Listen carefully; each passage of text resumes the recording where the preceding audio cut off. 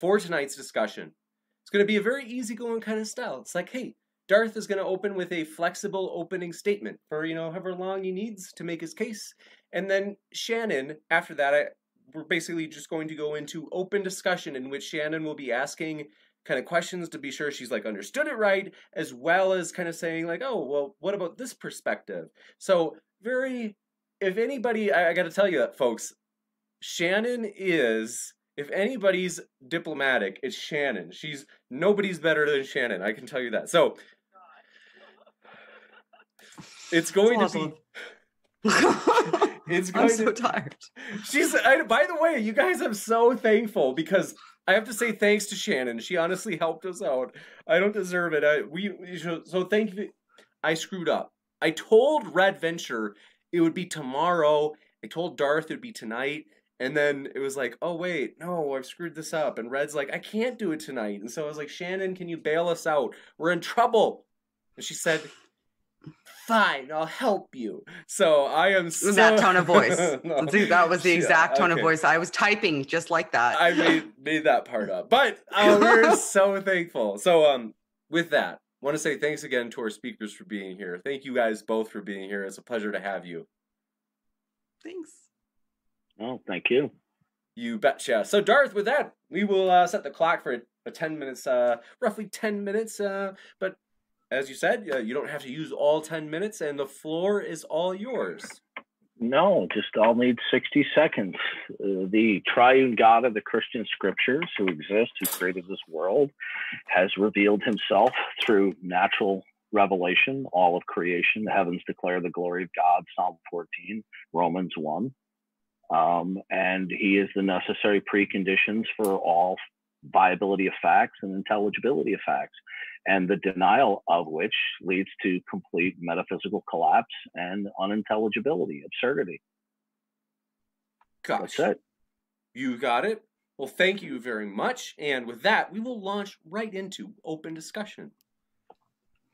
Okay, that's an interesting opening statement. Perhaps I'll start, for the sake of promoting discourse, with one of the reasons that I myself find it difficult to hold to the perspective of Christianity, as I was a Christian, or I suppose theism in general, but this might pertain more specifically to Christianity, which is more relevant to you. And that's the conceptualization of the soul. I studied a bit of cognition, and I have a very difficult time reconciling the Christian conceptualization of what constitutes a soul with the actuality of the constitution of the material brain and the effects that can have, as well as trying to discern at what point in time during evolutionary progression we became, in his image and were donned with a soul. So taking into account what you said as your own individual perspective, that, God revealed himself to you in a way that you personally feel as though cannot be false, how would you address something like that? Or would you be interested in discussing something like that? Because that's something that's of massive interest to me. Well, I didn't say that I personally received a revelation. I'm referring to God's natural revelation in all of creation. God has constructed this world in such a way that all facts give clear testimony to that there's an ultimate creator. And then I mentioned special revelation is by which God communicated with various individuals throughout biblical history. And he caused the biblical writers to write down objectively and accurately the exact message that he intended to convey about who he is and what his plan is. In regards to the soul, from a biblical perspective, the soul is the immaterial aspect of man. Man is dualistic, and upon death, man continues in immaterial conscious existence until the general resurrection. So that's interesting to me. I can give you some of the reasons that I find it difficult to reconcile that, because this, like I said, this is something that's incredibly fascinating to me. Since you can make material changes, like physical changes to the brain that demonstrably change the constitution of somebody's personality, how do you have a dualistic standard? Like like let's say, for example, I have somebody give me a frontal lobotomy. If somebody gives me a frontal lobotomy, everything that constitutes me changes, from my own experience of what is me to everybody else's outward experience of what is me to how I can perceive things. So does that mean that that change also simultaneously happened to a soul? Or is the soul that is you separated from the body in a manner that mandates that the part of you that is you in the soul realm is no longer instantiated in the body and they're separate? And if that's the case, then why retain the body? Like there's a lot of questions that follow from that for me. So do you have a perspective on that? Well, my view is that the soul interfaces somehow beyond our comprehension with our brain and our physicality. The fact that there's an impairment somewhere in our brain doesn't mean there would be an impairment in our soulless consciousness, but with our ability to interface in the physical world. It hasn't. There's no problem from a biblical perspective on the model of man if somebody has brain damage where they can't work their brain. When they die, they'll be in complete conscious existence. When their soul is retained with their body, their soul interacts somehow. God's created its interfacing. But what I find it curious as an atheist, what basis would you have to believe that the world around you works in any regular way? That's an interesting shift. From having a discussion regarding the soul to having a discussion regarding perception and the foundations for perception. I'm very, very interested in your thoughts on soul construction. Yeah, well, the brain is only viable either in one worldview or the other, not in both. Well, I'm not certain that I understand what you mean by the brain is viable. So I heard you say, and if I'm understanding correctly, and you can correct me if I'm wrong about interpreting what you just mentioned to me, that if something physiological happens to the brain, that can prevent the soul from somehow manifesting itself in its full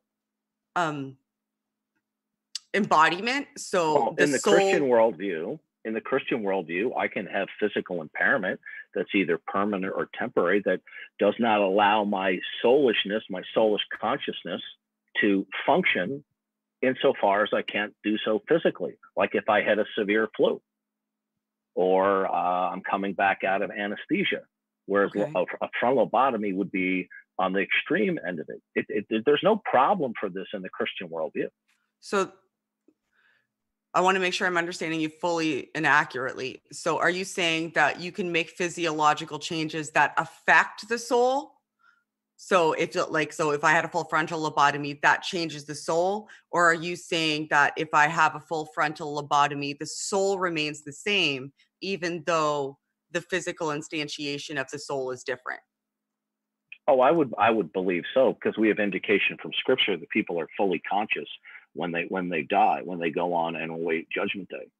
Do you think that the quality of consciousness matters? Like the full amount of what embodies you, is that simply just living, or does that constitute a certain set of abilities to perceive and interact and abilities to understand and incorporate, and like do those things matter? And does the soul evolve along with the body in that fashion, or does the soul guide the body towards its ultimate instantiation? Only God knows the answer to that question, but we do have it clear from the New Testament that to be absent from the body is to be present with the Lord. The Bible makes it very clear that we're going to have full conscious awareness when our body dies. Okay, and for example, the rich man and Lazarus, he went to Sheol, where he had full conscious existence, where he actually talked with Abraham. Those believers who have died and their souls have gone to be with the Lord, they have full conscious apparatus in existence. They're no longer constrained by the limitations or impairments of the body. So those are both instances where the physical body has perished. The scenarios that I brought up, in all instances, the physical body continues to exist. From your perspective, I'm assuming either alongside the soul. So what's of interest to me, and perhaps I can articulate this more clearly, is if you have a physical impairment that in some way makes it very difficult for you to function, but you're still physically alive, something like a lobotomy or a coma or, whatever. Lobotomy is probably the better example because it actually has physical impacts on your neurological structures, like your cortices or your frontal lobes, not in great shape after a lobotomy. So does the soul itself change along with that physical impairment, or does the soul at that point in time remain distinct from you? I have to step away for 60 seconds. I'll be right back. I apologize. Oh, that's okay. Hope everything's okay. And yeah, me too. We are thankful to have these two speakers here tonight. I wasn't sure. I had a feeling maybe you had crossed swords, loosely speaking, in discussion. Never. In the past. You've never. Okay, never. First time. So this is the first time that we have had Dunkin Atheism with us, formerly known perhaps as Darth. But we are stoked to have both of our speakers here tonight. As always, just a fun time. It always gets me in a great mood. So thanks for your questions. I forgot to mention, if you have a question, feel free to fire it into the live chat. If you tag me with an @ModernDayDebate, that helps me a little bit just so I don't miss it. And then I will compile those questions into a list. I just saw it's a funny comment from Maya. She said, phoning a friend. That's funny. So when Duncan gets back, we'll continue the discussion and then get to the Q&A where we'll read your questions, as many as we can. And so glad to have you here. Okay, I'm back. I apologize for that. Totally fine. Things happen. No problem. Would you like me to repeat the last question that I asked? Please. Okay, so the last question that I asked was, and because I'm legitimately interested in it, because it's something that perplexes me, is when there's a physiological change to the cortical structures in the brain that prevents you from being able to be essentially who you were or who you are or who you could be, I guess, like causes a dramatic change in personality and ability. Does the soul exist in a segregated sense outside of you and separate from you in the physical instantiation, or does the soul itself become affected by that physiological change? And the reason I'm interested in that is because if that's the case, then the physiological can affect the soul, and if that isn't the case, then the soul itself isn't an instantiation of us, because if we can change the manifestation of us in the physical form, then the soul it is almost an incoherent concept. Does that make sense? Yeah. When there's damage to the body, whether it's your brain or your foot, it limits your ability of your soul to interface with the physical world. I don't think it's that complicated. How the soul actually interfaces with the brain, I couldn't tell you. Only God knows. So you see the soul as separate from the physiological form then? Yeah, it is, but it interfaces with the body. And upon death, the soul will either go awaiting judgment day or to be in heaven with the Lord. So you At can either state, they're going to be fully conscious. Okay, so you can make physiological changes that affect the body, and that means that the soul can no longer have an effect on the body, and the body is now completely different from the soul. Yeah. So your body is separate from your soul. What do you mean by that? Well, if and follow my logic here, because potentially flawed. I'm not particularly smart or clever. If your soul is you and this physical instantiation is also you, and you see it as like a dualistic perspective where your brain is essentially the interface mechanism that allows your soul to instantiate you through your body, and then you can make a physiological change to your body that halts the soul from being able to do that, the physical instantiation of you is no longer you anymore if the soul is segregated, if it's separate. Now, if the soul is separate, then your body doesn't matter anymore once you make a physiological change.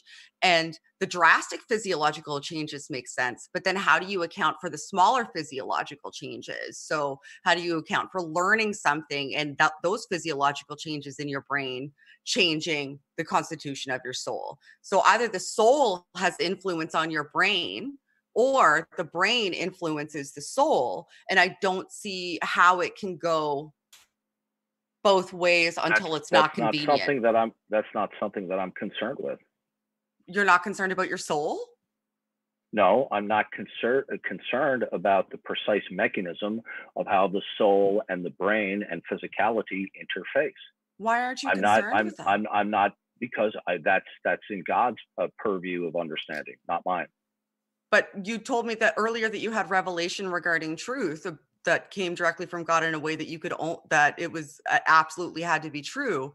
So if you have revelation regarding truth, like, shouldn't this be within the purview of what is true, what's important? Like, isn't who you are essentially kind of like the most important thing? Like, maybe I see it differently. Like, who I am is kind of the most important thing to me, and how I manifest myself, how I deal with the world, how I interact with reality, how I engage with people. All of those things are probably the most important thing that I can be concerned with, how I affect people.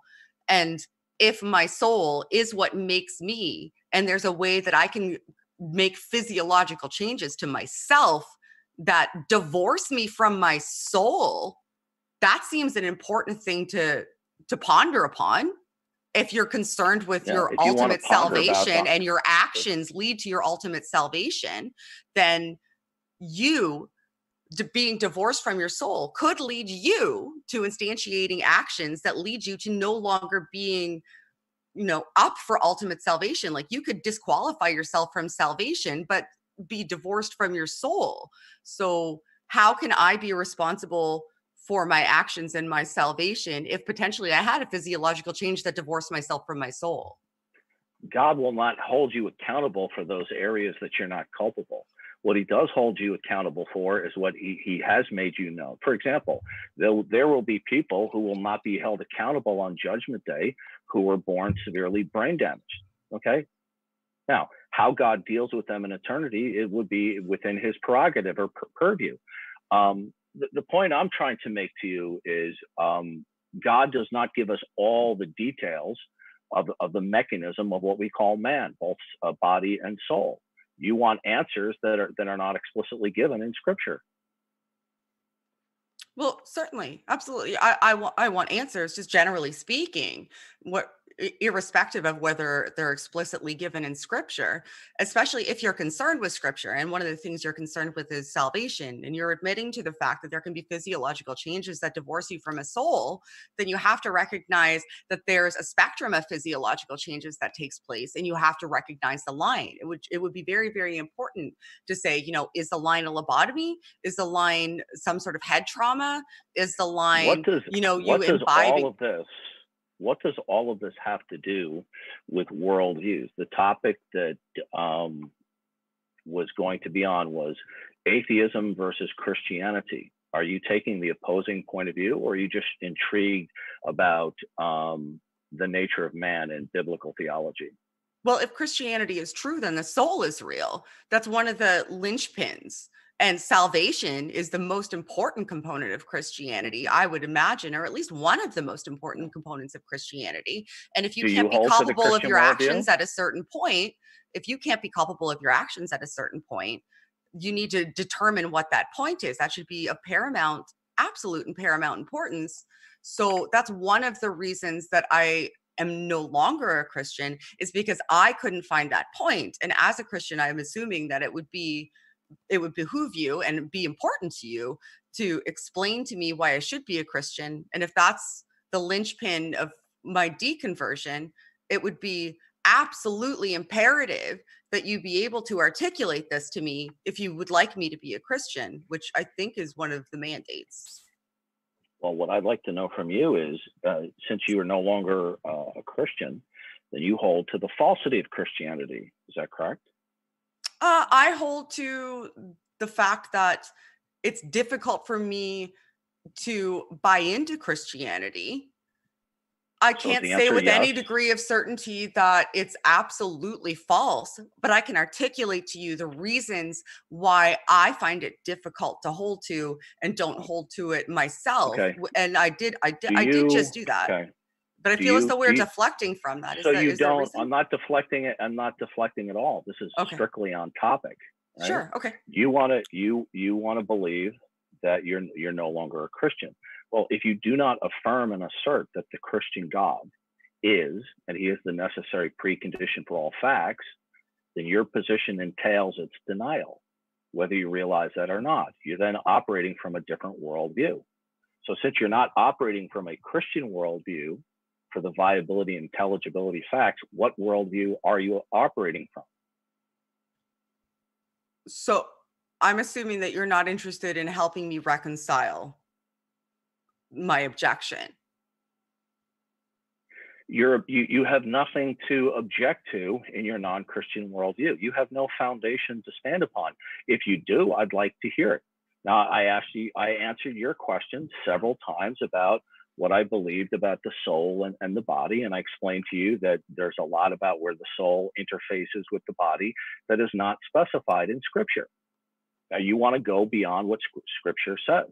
Certainly. Right? Now, my question to you is, since you've maintained that you don't hold to the Christian worldview, then you believe that viability and intelligibility for facts and science, things like that, must come from another worldview. Since it's not the Christian worldview, what is your worldview?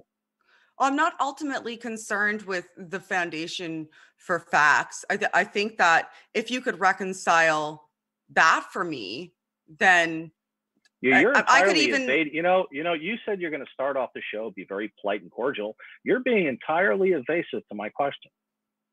Now, you've evaded my question though initially. Actually, I have not. I have been very polite and cordial in answering your questions about when and how the soul interfaces with the body and the brain, and where our limitations, where Scripture doesn't speak on it, we have to remain silent. I've answered all of those questions. Now, you said that you stopped believing in Christianity. So I want to know, when you talk about the brain and science and all that, sure, since obviously those concepts that you believe are viable and intelligible, their viability and intelligibility doesn't come from the Christian worldview. So what worldview are they viable in? I think that's a legitimate question. Why is that an important question when it comes to the source of my objections? Another evasion. I asked you a question. When you talk about science and sciencey things and facts, since they are not derived from your point of view from the Christian worldview, because you've rejected it. I want to know, when you talk about the brain and cognition, neurology, etc., I want to know what worldview you are speaking from that provides the intelligibility. Can you explain to me what you mean by intelligibility? Yeah, that it means something with respect to the ultimate context that it's in. Ultimate context? When you say ultimate context. I have to step away again for 60 seconds. I'll be right back. Sure. You bet. And very exciting discussion so far. It's we want to say thanks again to the speakers. They are linked in the description. At this point, Duncan does not have a link to put in the description. He said at the moment he doesn't. And so that's why there's not one there in particular for him. But we are, again, thankful for the speakers that we have tonight. This channel, really, the speakers are the lifeblood of the channel. And so, yeah, we rarely talk about the philosophy of the channel, but basically we hope to give an equal playing ground for the deep questions, the meaningful questions of life. And whether you be Christian, atheist, Republican, Democrat, gay, straight, no matter where you're from, what you identify as, we're glad you're here. Hope you feel welcome. And we are trying to, you'll notice that the mods are sometimes a little bit more assertive. So, I'm back. Hi, welcome back. I apologize. That's something I couldn't avoid.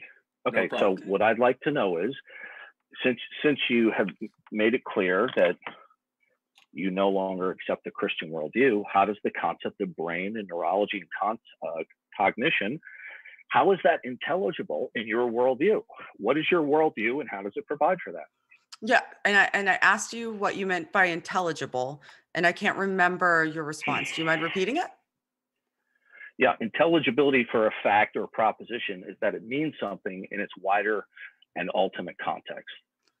So when you say wider and ultimate context, that's also confusing to me. What is the seems a nature bit of reality? vague. What Oh, well, is that's the the ultimate nature of question. reality? Nobody really knows what the nature of reality is. I mean, several How do you people know assert that? that they do. How do you know I'm that? not sure. I don't really know. Well, you just asserted Maybe I it. could be I could be wrong about that as well. Now you contradicted yourself. That I could be wrong, and then I also could be wrong. You said nobody knows. Oh, okay. Maybe somebody knows. Okay, well, which it? Nobody knows or maybe somebody knows? I'll go with maybe somebody knows. Maybe somebody knows what the ultimate nature of reality is. Okay. So you have no ultimate frame of reference or model of reality that will provide for the intelligibility of when you talk about facts or science or history? No, I don't think so. I think that the only real presupposition I have is that I'm having perceptions of something that I constitute as reality and perceive as reality. How would that be meaningful in a world where all events are chance and spontaneous? Oh, I'm not certain. It would depend by what you mean by meaningful. If you would have to qualify meaningful for me. If all events are just simply spontaneous occurrences, would talking about your sense perception be meaningful and intelligible? It would be meaningful if you garnered something from it. Yeah, I don't think you understood the question.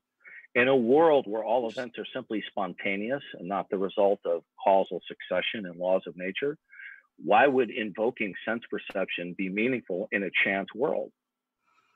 It would be meaningful if you were able to garner something from it that allowed you to make sense of what you were perceiving, I suppose. I don't think you're understanding the question. Sense perception, is that a result of causality? I'm not sure what you mean by a result of causality. This is fascinating. Is sense perception causal succession? Can you explain what you mean by causal succession? I'm not philosophical at all in nature, so you're going to have to walk me through it like a small child. One thing causes another. Okay, when you talk about sense experience, you're just talking about thoughts that you have in your head. Or you're talking about touch, taste, smelling, and hearing. Touch, taste, smelling, and hearing are thoughts that you have in your head. If they weren't thoughts that you had in your head, then you wouldn't perceive them. That's not what I'm saying. I'm saying, are you referring to causal sequencing, such as touch, taste, and smell, when you talk about perception? Or is perception simply limited to the chronology of thoughts in your head? The chronology of thoughts in your head isn't necessarily something that I understand as being. Tell me what you mean by perception. Oh, okay. So when you have a perception, like which perceptual system would you like to discuss? Because they're all specified. Tell me what you hold. What is perception? It would depend on the perceptual system that you're referring to. So if you'd like to, they're incredibly complex. So if you want to discuss perception, you would have to pick a perceptual. Yes. Oh, would you like to talk about visual perception? Okay. So do you believe that the world around you, that there is causal sequencing resulting in a phenomenon with your eyes and your retina and then your brain? See, a lot of that doesn't actually makes sense when you look at sensory perception, particularly visual perception. Like the words causal sequencing, when you look at how visual processing operates, doesn't make a great deal of sense. You're not addressing my question. You're being I'm attempting to, because you wanted to talk about perceptual cognition, and we can talk about visual perceptual cognition. I could talk about that all day, like proximal and distal stimuli. I'm sure you can. But what I'd like to know is how is sense perception intelligible in your worldview? What is your worldview, and how does it provide for the intelligibility of individual facts including sense perception or anything else. What is the nature of reality that provides for the meaningfulness and intelligibility of any individual facts? Oh, okay. So you're talking about proximal and distal stimuli potentially when it comes to visual perception, No, then, right? I'm talking about a metaphysical worldview. You reject and you deny the Christian worldview where God, excuse me, I got to get a thing of water. That's okay. Sure. Take your time. You reject and deny the Christian worldview as a framework upon which facts can be invoked. I want to know what the worldview is that you can invoke any facts at all, whether it be dogs, cats, trees, or eyesight. Did you want to talk about? How I quantify visual perception? Because we can. I want to know what your worldview is. What is ultimate in your worldview that provides for any dependent or derivational states such as facts? See, a lot of those are fantastic, like in interesting words, but I think they're intended to like kind of lead me towards something, but they ultimately don't. There's no specificity in them. Perhaps do you have a worldview? Do I have a worldview? But I think everybody does ultimately. Okay, I'm not sure that I'm not sure. What is my worldview?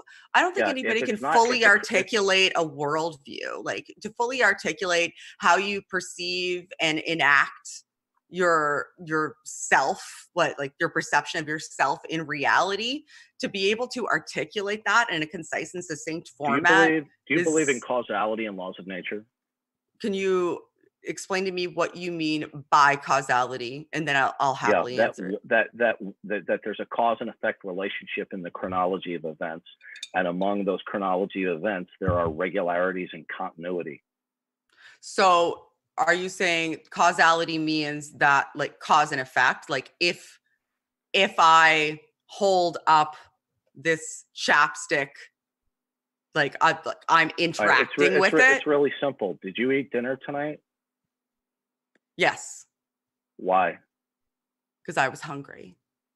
Okay. Why would eating resolve your hunger? Because I've experienced hunger in the past and I've eaten and it resolved my hunger. Okay, so there's a cause and effect relationship with events then. There's a perception. There's a physiological perception. Okay. I have the physiological perception that I'm hungry, and I have the experience of being hungry. And in the past, when I've had that experience, I seek out food and it satiates that hunger. So when I'm satiated, I cease eating. Are you telling me that you do believe in cause and effect?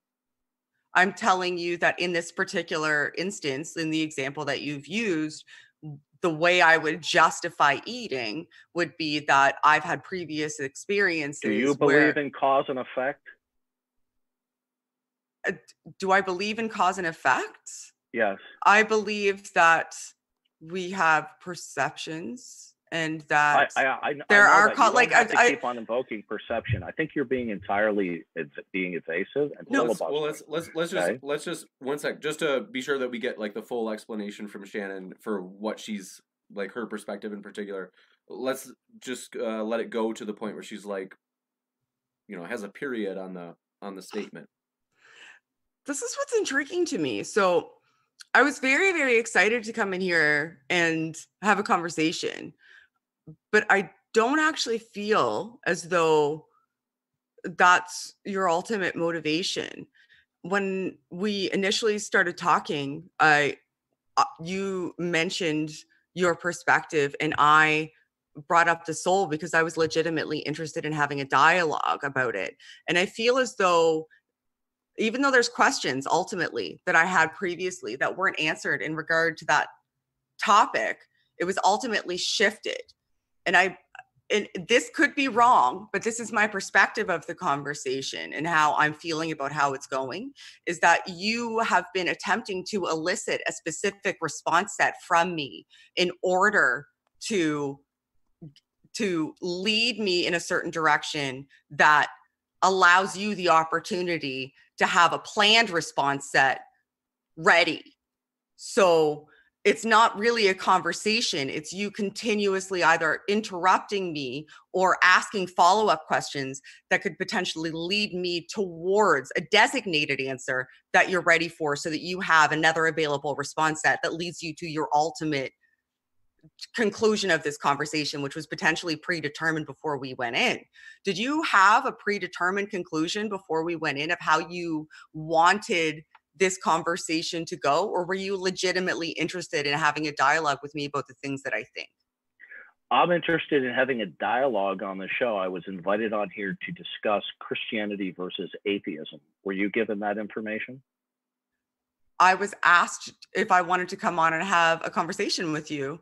And I believe that having a dialogue, Christianity versus atheism, the thing that I brought up initially, which is what sparked the conversation, which is what I was hoping that we would have a dialogue about, is, you know, my perspectives about why I'm an atheist versus why, you know, you're a Christian, and my questions about this. Why are you an atheist?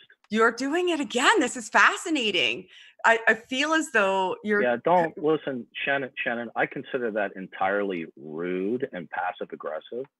Okay. And I consider that cheap. And okay? Now you're putting me on the defensive. Don't give me this psychobabble psychoanalysis. Okay. I asked you a question, right? Why are you an atheist? And then you're turning it into a little verbal game. Because I have difficulty reconciling the soul. You're playing a little game. You're playing a little game, and I don't appreciate it, and I consider it passive aggressive. I ask you why you're an atheist. Because I have difficulty reconciling the soul. How does it follow that you have unanswered questions and difficulties that there is no God? Because I have difficulty reconciling the soul. Repeating the same answer doesn't answer my question. That is the answer to your question, though. How did I am an atheist? One of the reasons I am an atheist. Could you repeat back to me my question I asked you? Why are you an atheist? Okay, no, repeat it to me, and also I said, how does it follow that you have unanswered questions or difficulties about the soul and the brain that there is no God? Because you want to get me back to. That's interesting. Okay. Because you want to get me on a path. This is what I was just saying. We're doing it. Yeah, no, here we go again is absolutely right. It's fascinating. You don't want to have a dialogue with me about my actual objections and concerns. What you want to do is get me on a path. Listen, Shannon, I asked you a question. That's a manipulation tactic. Oh, you're talking about interrupting now with a big smile on your face, and you're I am. Me? I consider that rude. Why don't we just take a quick timeout just to mention so. In the event that if Shannon's trying to make a case that the soul, in some way, there's some sort of incoherence on the Christian worldview with a soul, like maybe if that's kind of where she's going, like that seems like it's kind of like fair game, like it, you know, it doesn't seem like it's too outside of the ballpark. At the same time, like I can see how Duncan, I know where you're going, and yours is within the ballpark as well. So I think that, I mean, I might be wrong about this. But I think you guys are both within the ballpark of like the, you know, so if we get back to that, that might be most substantive. Yeah, I'd like my question to be answered. How does it follow that because you have problems with the concept of the soul, that it follows from that there is no God? You are an atheist, right? Yes. Good. How does that follow that there is no God? Because if you've referenced the Bible prior, right? The scriptures. I'd like to know from your point of view, since you are an atheist, how is it that there is no God?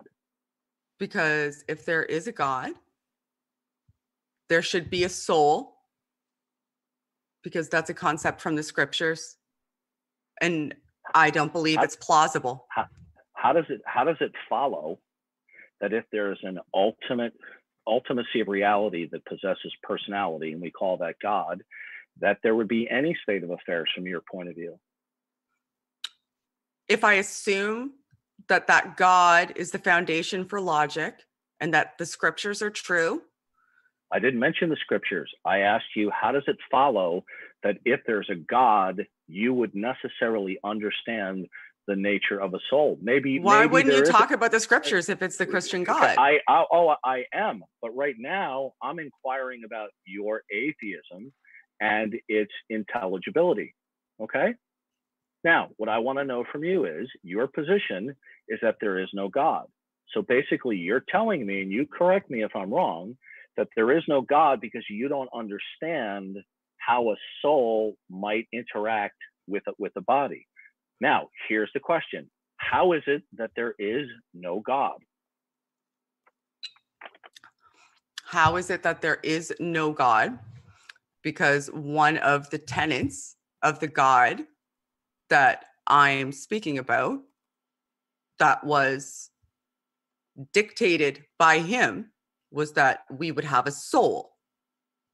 And if one of the tenets that was dictated by God is that we have a soul, the soul should be a coherent concept, and I find it difficult to make it coherent. What you're addressing is a difficulty with the Christian God vis-a-vis the soul. That would not entail atheism. Atheism is the denial. But it would discount Christianity. Are you discounting Christianity? Are you saying did I just disprove Christianity? No, you didn't do anything. Oh, okay. So you're not fighting for Christianity, then you're fighting for a deistic perspective. What you've just done is you've answered a question I didn't ask. Now, atheism is not the disbelief in some gods. Mm-hmm. Atheism is not the disbelief in the Christian God. Atheism is the disbelief and denial of all gods. So since you are a self-proclaimed atheist, I want to know how it is there is no ultimate creator God. Oh, you could potentially slide me into a deistic perspective, but I wouldn't worship that God because whatever. Like if there was some sort of deism or pantheism, then like you could propose that to me and it would potentially make sense. And I would say, so are you abandoning your atheism right now? Have you now converted to a deist? No, I'm probably like, if we're looking philosophically, I'm probably more of a temporal sort of agnostic than I am an atheist. Agnosticism is indirect atheism. Okay. Sure. Okay. Fine. Okay, I'm suspending judgment on the proposition. You're not suspending judgment on it. I'll explain to you why. Oh, I'm going to ask you a simple question. Sure. Do you affirm and assert that God, a personal absolute creator, is the necessary precondition of all facts? You just said a personal absolute creator, though. That wouldn't be a deistic perspective, and that's kind of like smuggled in there a little bit, I think. Okay, Shannon, you're evading the question. No, you said personal, but we were talking about deism, and you're attempting to refute agnosticism. Okay. The personal one, I refute that. No, personal for sure. Okay. So you do not assert that God is the necessary prerequisite for all facts. God in general? No, whatever. No. You don't assert that. Okay, good. Then facts are viable and intelligible without the necessity of God. That's your position. Sure, with or without, whatever. Okay, that's an outright denial of the existence of God. I said with or without. That's not an outright denial. That's a suspension. No. Let me explain to you why that's incorrect. That's a common mistake, right? Oh, okay. People say, oh, well, I'm not saying I don't know. I asked you a very specific question. I said, do you assert and affirm that God is the necessary prerequisite for all facts? And you said no. Is that correct? No. Do you assert and affirm that God is the necessary prerequisite for all facts? Yes, I did. Yes, I do. How do you know that? Okay, he revealed it. Now, do you assert that God is the necessary prerequisite for all facts? Oh my gosh, this is great. Do I assert that God is, no, I don't, but you do because he revealed it to you, right? Okay, so I'm going to, this is going to be fun. I'm going to assume your perspective. I'd like to finish. You want to finish where you're leading me to? This is a manipulation tactic. No, it's not manipulate. You can. No, it really is. You're leading me towards your desired outcome in the conversation. One second. You don't want to have a conversation. This is an interrogation that is leading me towards your desired outcome. I'm not interrogating you. I asked you a legitimate question about your atheism. No, that's what it is. You're leading me towards your proposed desired outcome and refusing to answer questions that are posited to you. You are interrupting. You have a directive. I hate muting you, but please forgive me. Don't make me mute you, please. Okay, so if we backtrack just a step to be sure where we are, I love your guys' passion. And so just to be sure that, like, in terms of where we are, maybe what we could also do too, because I know that there were two kind of arguments or kind of questions, cases that were being made, in the sense that one was kind of with Shannon kind of making a case that there might be an incoherence with the mind on Christianity, and also with Duncan's case and where he was headed. And so maybe if we take turns, is it okay if we do take turns where if Shannon wants to ask a question now? That's fine. I've been above board trying in good faith to answer her questions, and she's constantly evading and over talking me when I'm trying to get to a point. And then she wants to psychoanalyze me as though I, well, as though I need psychotherapy. It's a sleazy tactic with a smile on her face. We just because it's interesting. No, you're being sleazy. Listen, no, okay, right, you're being a bit of a manipulator. Relax. You got to relax. No. Hold on a second. And I find it difficult to respect so sorry, that. you guys. Well, hold on. If you can just give me a sec. If we can just, without commentary on how it's been going so far, I think we can keep going for just a bit longer before Q&A, if we want to do that. Okay. I'd like an answer to my question. All right, and she's filibustering and evading it, and I would like an answer to my question about this. I did okay, answer. What we'll do is you didn't though. You evaded the question because you wanted to get back on your. Here we go again. I think that the last one. Hold on a second. I think that the last one was asked by Duncan, if I'm not mistaken, and I might be. So let me know if I am. And then I think Shannon had answered that one. I think Duncan, you were asking another. Is it okay if we have Shannon ask one of her questions, and then we'll come back to the one that you were on? That's fine. Okay, thanks so much. My question to her, right? This is the last question I was asking her, when I asked her how is it that there is no God, I'm still waiting for an answer to that. She said because she doesn't have an answer about how the soul would interface with the body, that it doesn't follow from that there is no ultimate creator God. And I'd like to know from Shannon, how is it that there is no creator God? Her position entails the falsity of all God concepts. So how is it that God is false, Shannon? I explicitly stated that you could potentially get me to a deistic position, but that it wouldn't necessarily matter and that I wouldn't worship that God. So you're no longer an atheist? No, I feel as though I'm legitimately, from a philosophical perspective, more of a temporal agnostic, where I don't refute the existence of any potential God. I more so don't believe in any proposed God that has been presented to me. I've already explained to you why that's incorrect. That's the second time you've repeated the same response. What we're going to do. But you repeated the same question. If you already explained to me why it's incorrect, why did you repeat the question? Because you're being evasive. I do want to get one of Shannon's questions in now regarding the spirit or the soul on the Christian worldview possibly being incoherent. So if we can jump back to that one, and then I promise we'll come right back to your question, Darth. I'm hoping this will diffuse it a little bit so we can keep. You know what I mean? I'm not certain that it necessarily. I think she's very uncomfortable about answer. Hold on, I know, but I'm not uncomfortable at all. I answered it honestly. Shannon, now is a good chance. But I'm not fulfilling I'm not fulfilling the necessary responses in order to lead in a specific direction, and I think that might be what is ultimately frustrating to you, which is why you threw it back on me potentially by saying that I am dishonest. One of the reasons that I'm smiling is because, and you're interrupting. Oh, okay. So evasive. You said some other things about me earlier. I can't remember them verbatim, so I won't assert them. But you cast aspersions on my intentions. And one of the reasons I think that you may have done that, and this is from my perspective, so that you can know how I'm feeling in this conversation as I'm interacting with you, which is an important part of dialectical approaches, is that you're attempting to lead me down a specific path. And the reason is because you have a sort of set of scripted responses. And if one of those responses that I give doesn't hit, instead of exploring what that means to me, what you intend to do is ask another series of questions that leads to, until you ultimately get a response set that allows you to progress along to your ultimate outcome.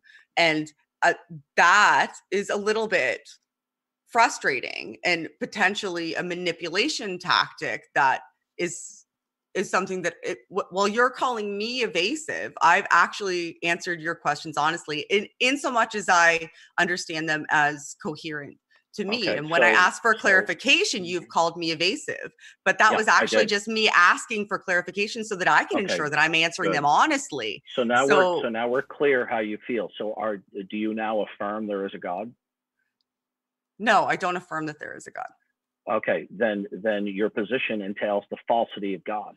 Oh my goodness. It goes right Are back you afraid to defend your atheism? I mean, I see you regularly on YouTube, proclaiming you're an atheist. So are you still an atheist?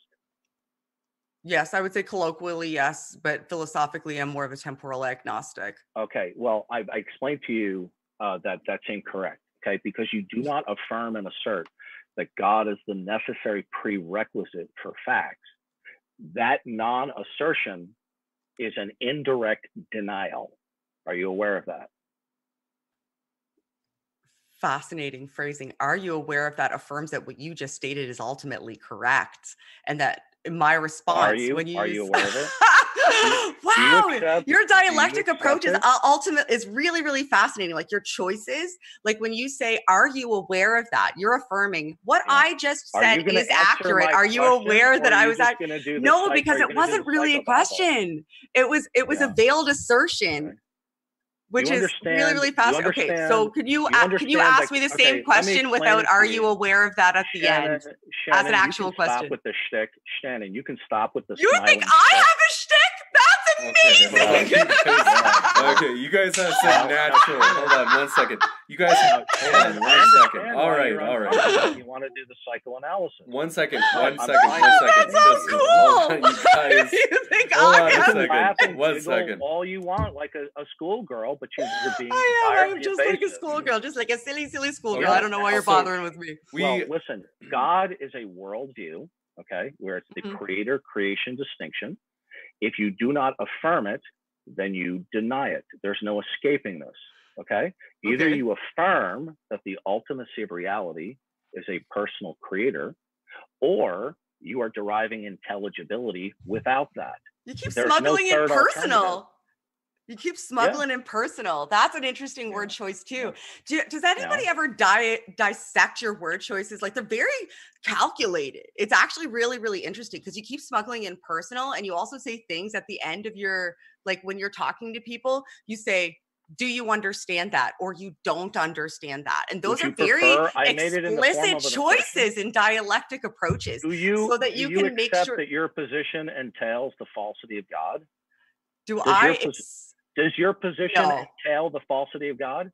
Does my position? No, because I'm open to yes, it does. Counter. That's so fun. You're telling me what my position is now, but you're also telling me you're not a manipulator. 1 second. And that you don't have a script or a shtick. I'm trying to have a conversation with you. No, you're writing a script. This is amazing. Forgive me. I got to interrupt you guys. Just forgive me. I think that we had there. Duncan had asked the question, do you think that entails like positive atheism, as some have called it, or the negation of God's existence? Oh, I already said I'm essentially philosophically a temporal agnostic. I've said that a couple of times. I'm open to. Hold on 1 second. And then so I think that, hold on a second, is that I think then Duncan asked, or I think Duncan said like, no, it does entail the negation of theism. But he didn't explain it. He's just telling me I'm wrong. All right, what we'll do is we'll give Duncan a chance to try to explain that.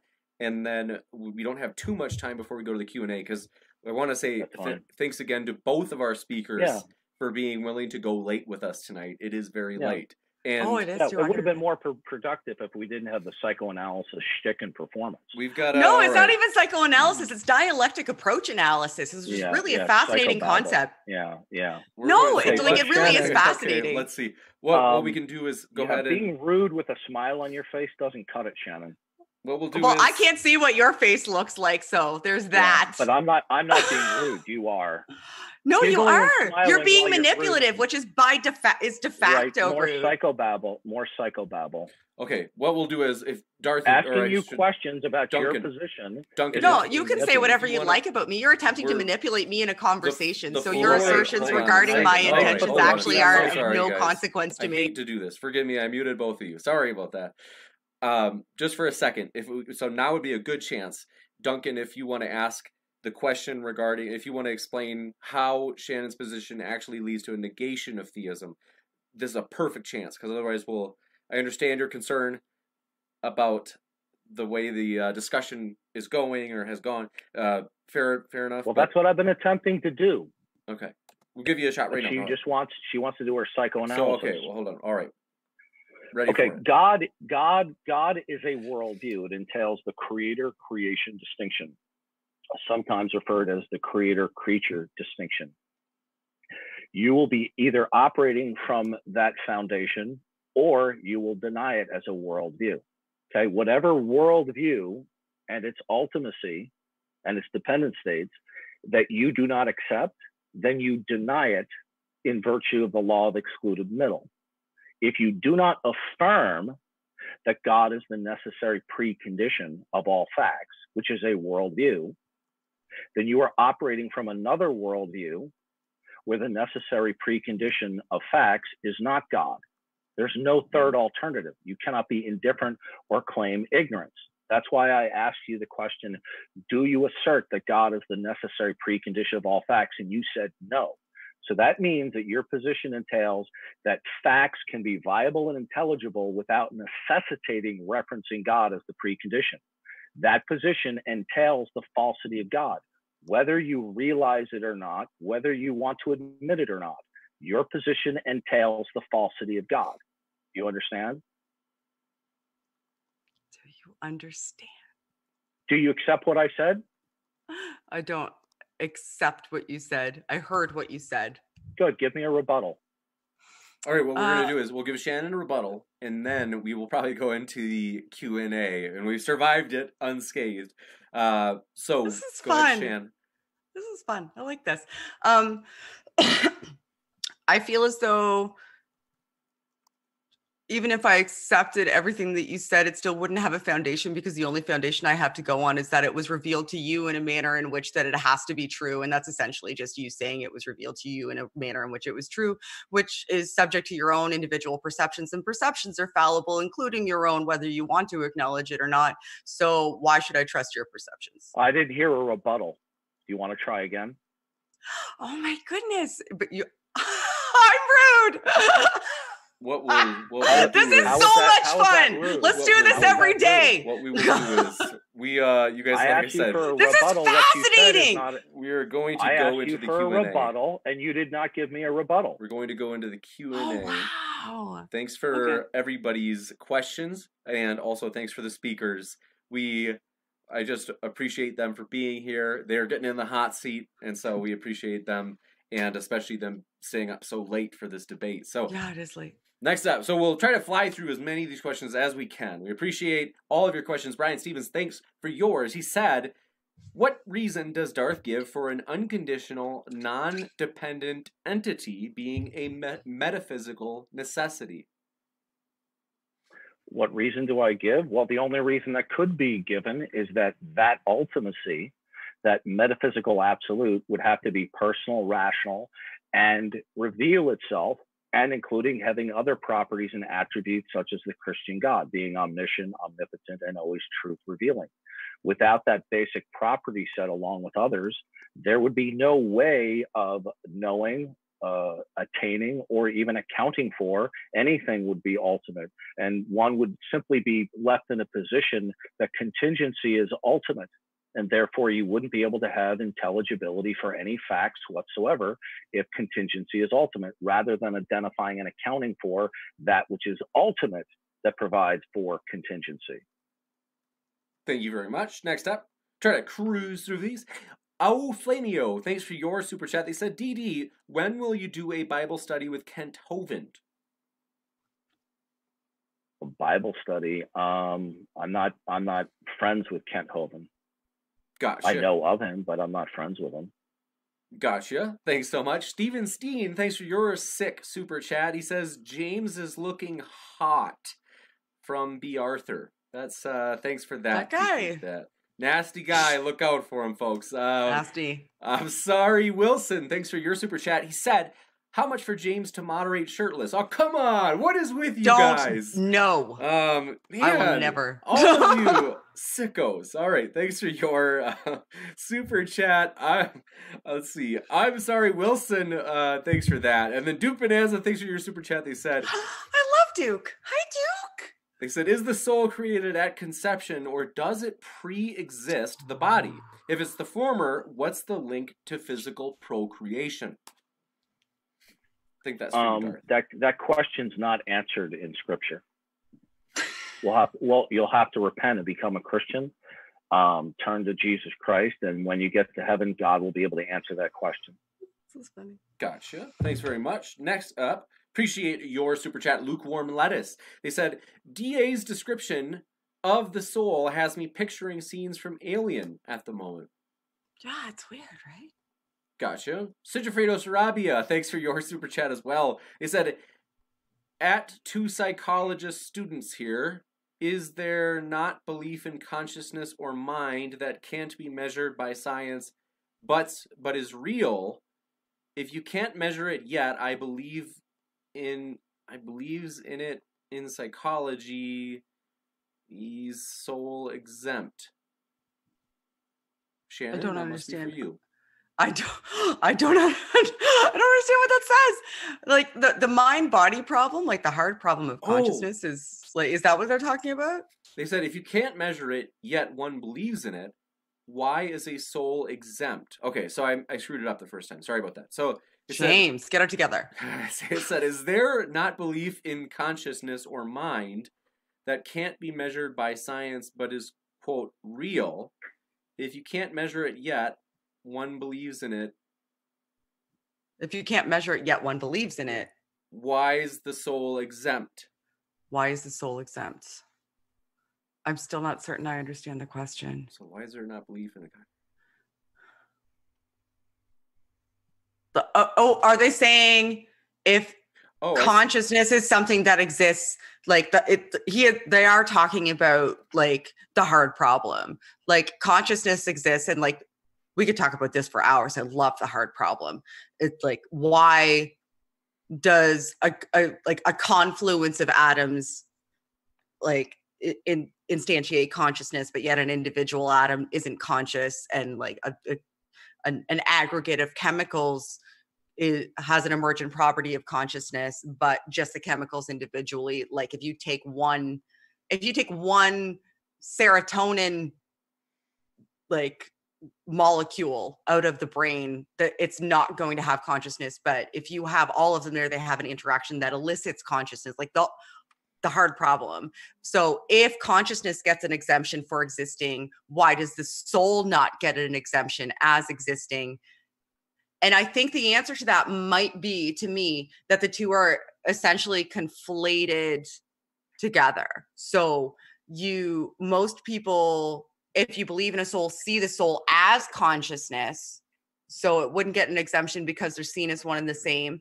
And if you don't see a soul as existing, you just see it as consciousness. So it's not that it gets an exemption, it's that you would have to divorce the soul from consciousness, and which is my problem. Like, if the soul is divorced from consciousness, then what is it? How does it interact with us? Is it us? And if it's not us, if we change but it doesn't, then it isn't us. And what does it matter what we do, and where is that line? Those are so I think that might be the question, maybe. And if I didn't do it justice, I'm sorry. I think you definitely got it. So I think they basically... Maybe I should write in on the YouTube chat. Maybe I would get my questions answered then.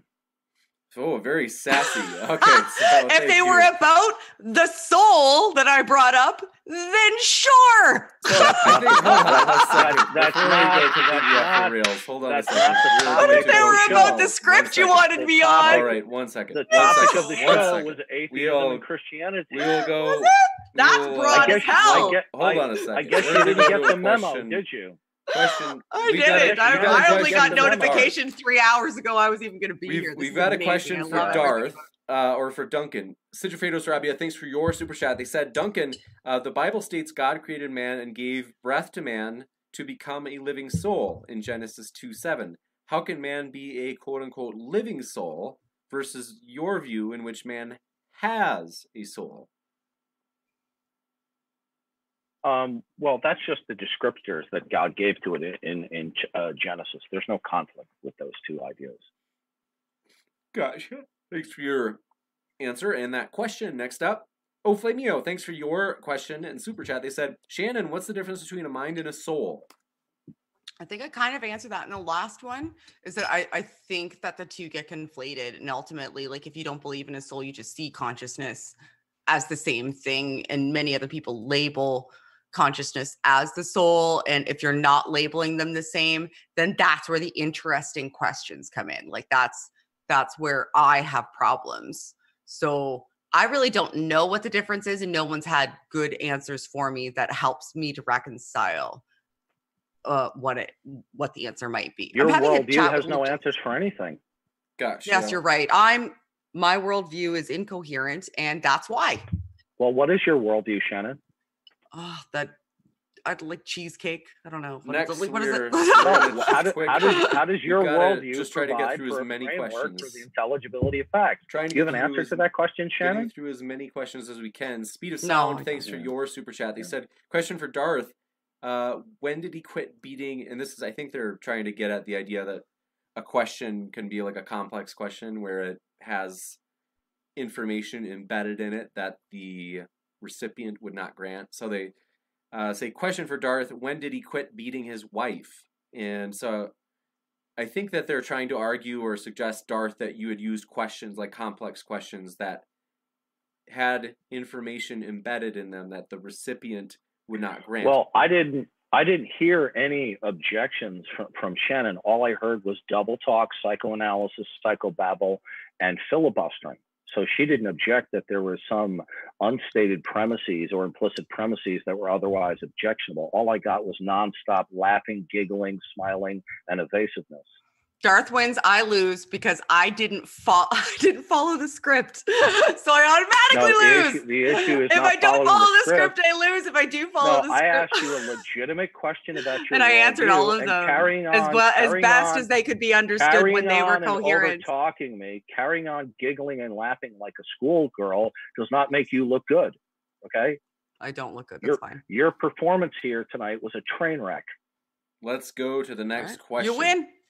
Joseph Palmer, thanks for your super chat. James, this is one of your best. It's definitely one of the debaters' best. We give all credit to the debaters whenever you enjoy the show. So thanks to the debaters. They're the lifeblood of the channel. And glad you enjoyed it, Joseph. Next, Maynard Saves, thanks for your super chat as well. They said, how do you know your faculties were working properly before your revelation? Or I think they're maybe asking, like, how did you know? Interesting question. How did you know that your faculties were working before you, let's say, started to read the scripture? Or okay, I brought that up in the rebuttal. That wasn't a rebuttal. Yeah. Shannon, your whole performance was a train wreck tonight. Right. You should be truly embarrassed. You should tell me more about why I suck. We've got to stick. That's not manipulative or abusive at all. You're gotta stick to you can try your psychobabble. I would rather be fascinated than frustrated. I would rather be intrigued than angry. You're not at mental manipulation. I'm being assertive in your little games you're playing. Now, the answer to the question. Repeat the question. Gotcha. So the question was from Maynard Saves. They said, how did you know that your faculties, your cognitive faculties? Right. Gotcha. The answer to the question is that God's revelation is broader than people simply conceive of. They're focusing on special revelation. God's revelation entails his revelatory actions. That's how he has constructed the entire world to operate and how he's constructed man to live and breathe, think, and talk, including man's foundational mental states and our basic reliability of sense perception. Okay? So God's revelation. Yeah, when I want you to answer for me, I'll let you know. Hold on. That's all right, Darth. If we could stick to the... I got it. Well, she has a habit of cutting me off.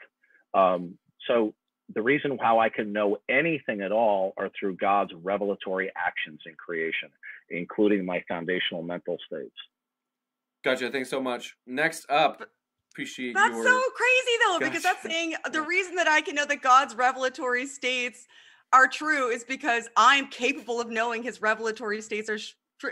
All of that appeals back to your perception, which is fallible, which was my point. So you're essentially saying my perceptions are infallible because I know they're infallible because God told me they're infallible. That's not what I said. And the reason I know that is because you botched it.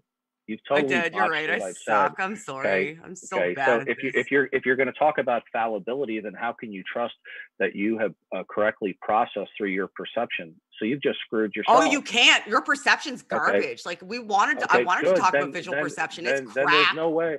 Then how do you know you have a correct assessment of anything that I've said? You really like. I don't like. I'm not even certain that I have an auditory perception that's. No, but it's just about perception. Like if you look at visual perception, everything you see is upside down, backwards, and full of holes in your brain. You don't know how to have a conversation with somebody. You're a smiling. We're going to jump into the questions. So I just don't like mental manipulators. I'm not like I have a limited tolerance you guys, for mental manipulators. Hold on a second. Okay, the question was Joseph Palmer. Thanks for your question. They said because Shannon can float over his silliness.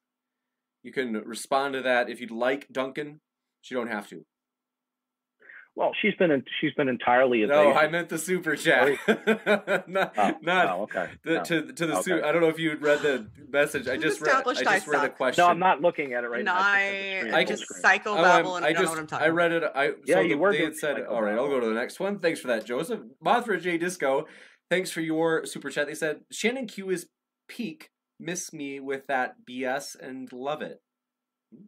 I don't understand that, but sounds like a fan. I don't know. Sujafredo Sarabia, thanks for your super chat. They said, Duncan, what evidence can you provide others are wrong in their God?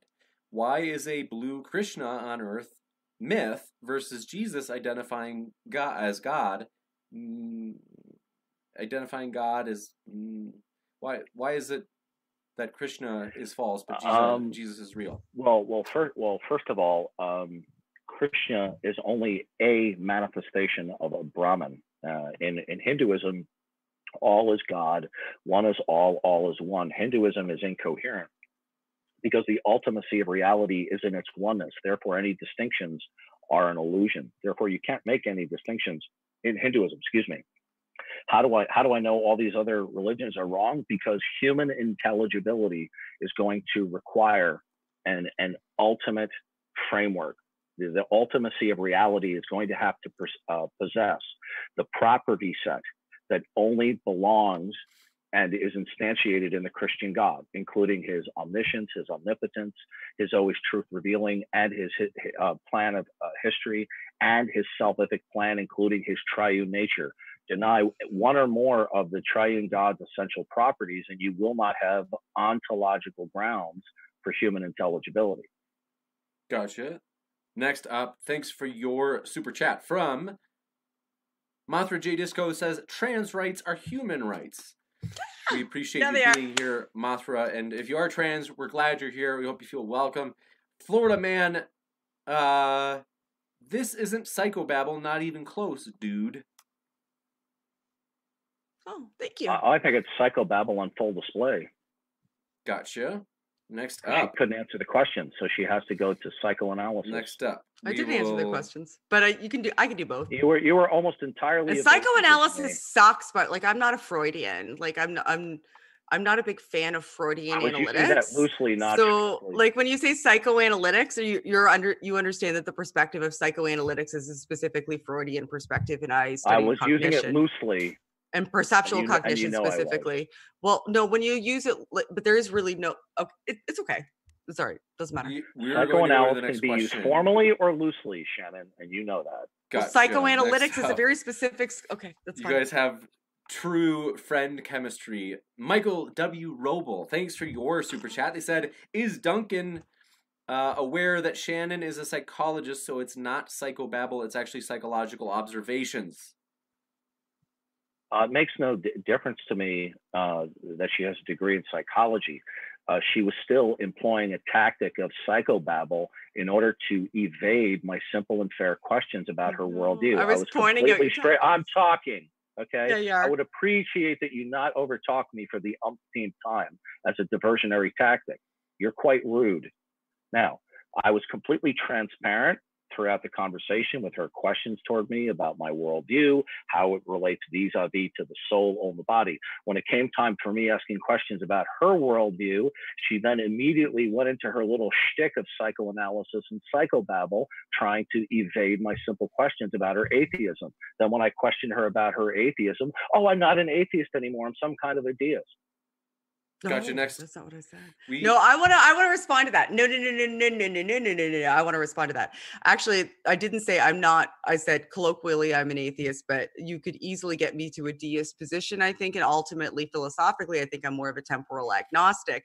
And it's what you do is just really fascinating to me. And I did talk over you, and I apologize, but it's because I wanted to get this out, because I feel as though what you do is ultimately lead somebody down a trail. And if they don't follow that trail, you accuse them of being deceptive, or you accuse them of, you keep utilizing the word psychobabble instead of addressing what my legitimate concerns were, because you can then dismiss them because you can say that I was being rude.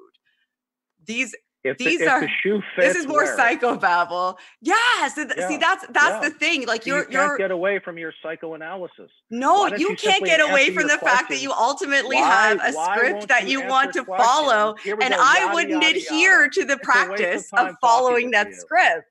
So because you couldn't lead me in that. Talking with you. Next up. I've got you both on mute. Sorry about that, but you guys are so excited to talk with each other. I had to for a second. Maynard says, thanks for your super chat. They said, Duncan, how do you prove you aren't a brain in a vat prior to your revelation? So Maynard says, is my mic open? Yes, now it is. Okay. How do I prove anything? Well, we have to start with the triune God and his self-disclosure. If we do not start from that worldview, God and his self-disclosure of himself in natural and special revelation, then we cannot have intelligibility, let alone rationality, cognition, or proof for anything. So one is going to have to choose. One is either going to have to choose and humble themselves under God's self-disclosure, his natural revelation and special revelation, or one is going to have to choose the option of absurdity. Okay? All other worldviews boil down to absurdity because they cannot identify or account what is ultimate. And when they do attempt to identify what is ultimate, they will not have the property set of the Christian God. So the point is this: you're going to either have to choose and accept God's self-disclosure, that's the framework of existence, or you're going to be left with absurdity, by which proving things would be meaningless and unintelligible.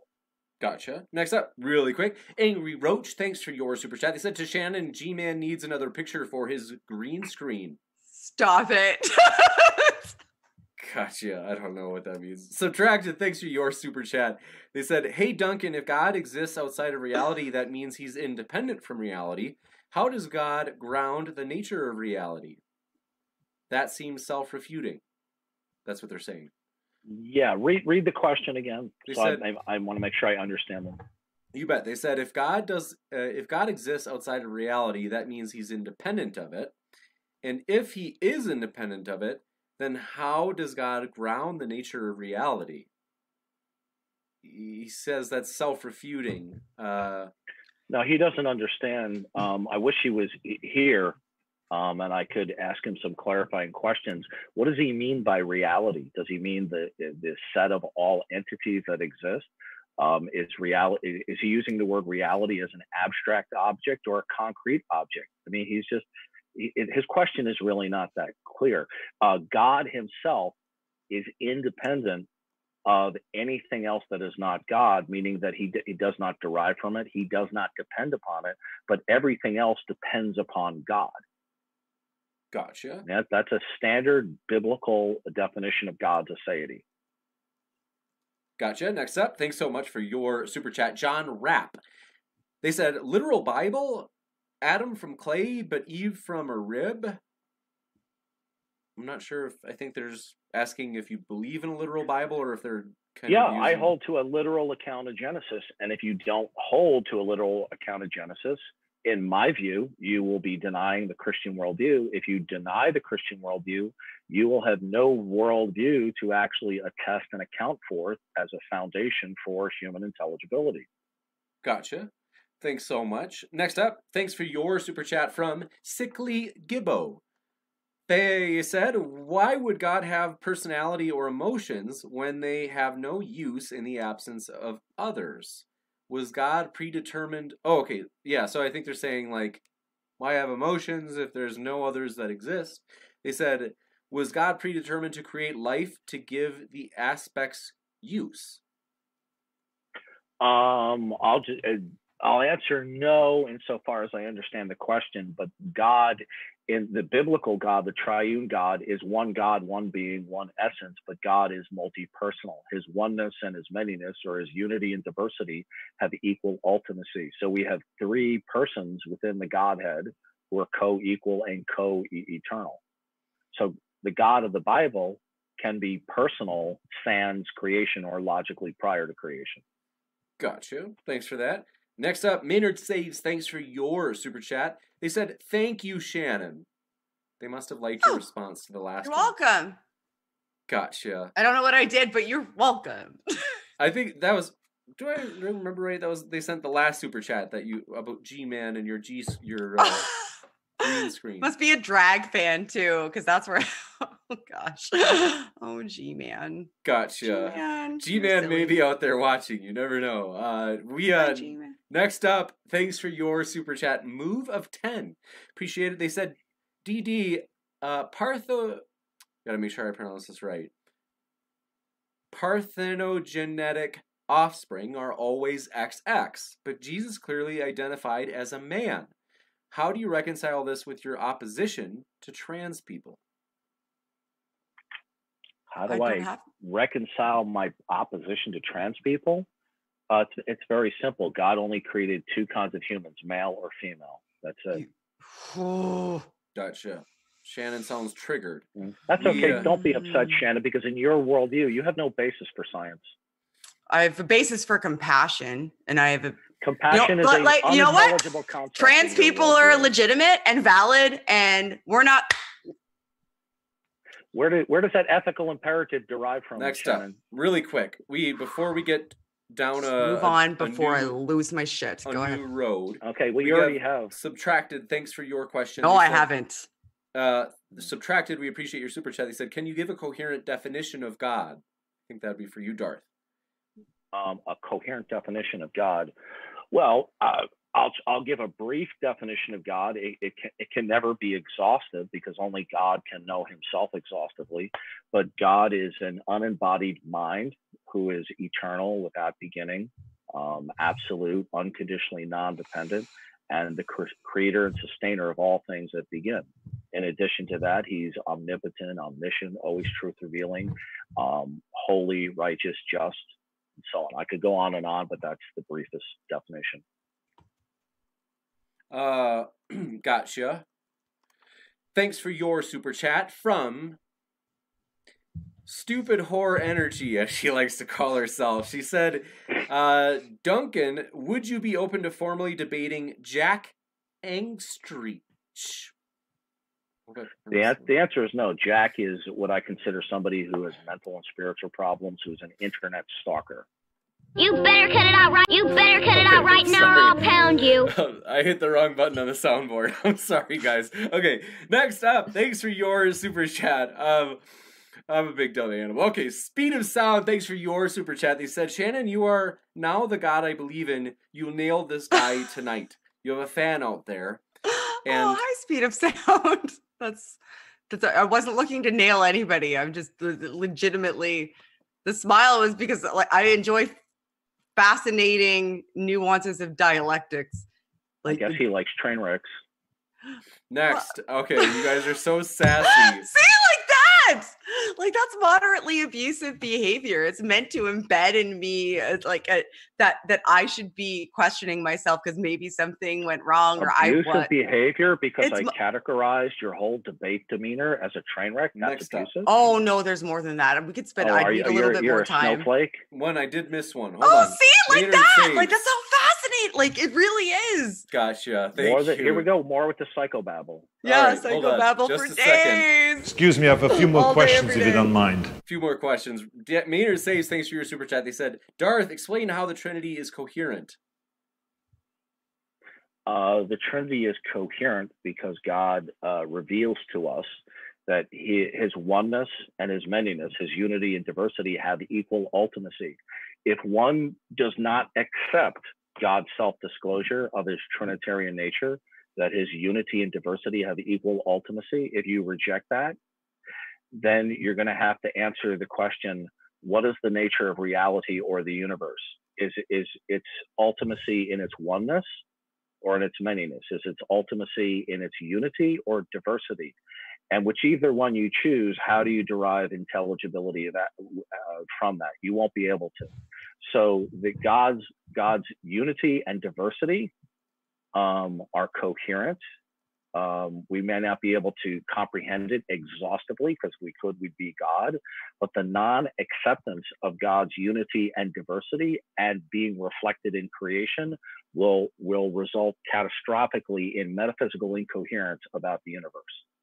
Gotcha. Next up, the end. Thank you so much, everybody, for being here. It's been a pleasure. I was mentioning earlier when Duncan was on a break for just a second, I was mentioning that you notice maybe the mods are a little bit more aggressive, but it can be aggressive in a good way. I hate how people sometimes think this is like a bad thing inherently.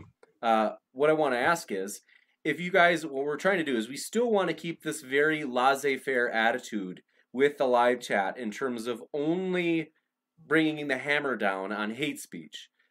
However, we do still want people to enjoy their time in the chat because you can call people things that aren't hate speech that will make them not enjoy their time in the chat. That makes sense, right? So if you can meet us both ways, or if we can kind of meet halfway, where if you can not be, 99% of you are awesome, you're always just pleasant, you're dialoguing, and it's not abusive, but maybe like 1% once in a while. And it's kind of like it fluctuates. So like sometimes it's, Bob is one of the 1%, the dreaded 1% who's abusive. And sometimes it's Sally. And sometimes, so if you guys want to just help us out by being friendly, like toward the speakers, especially because it's like, they're so, they're giving their time, they're just like hopping in the hot seat for us. And so, but also other people in the chat, of course. So we appreciate it if you can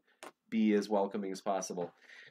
We've got a lot of super chats that just came in the last like 8 seconds. So thanks. I'm tired. Yeah, we've got to let the speakers go. So let's see. Forgive me. I hope people saw that I said that we got to close the Q&A intake. So we want to let Shannon go, and then if any of these are for Darth, we can read them to him, but he may also have to go because it's super late for him. So thank you guys for being here.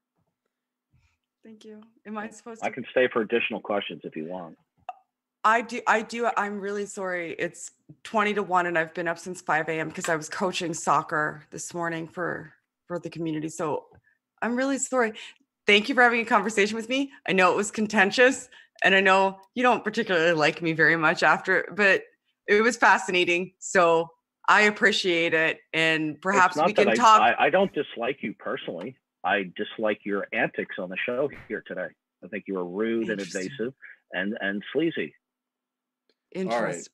Right. Again, that's interesting. I will leave you with me graciously thanking you for having this dialogue and appreciating that may have been your perspective. I can object to somebody's behavior without disliking them personally. Fair enough, as can I. Everybody have a lovely evening. Be good to each other. Elevate the discourse. Thank you, James. Thank you very much, Shannon. Duncan, have a good night. Have a nice night. Always a pleasure.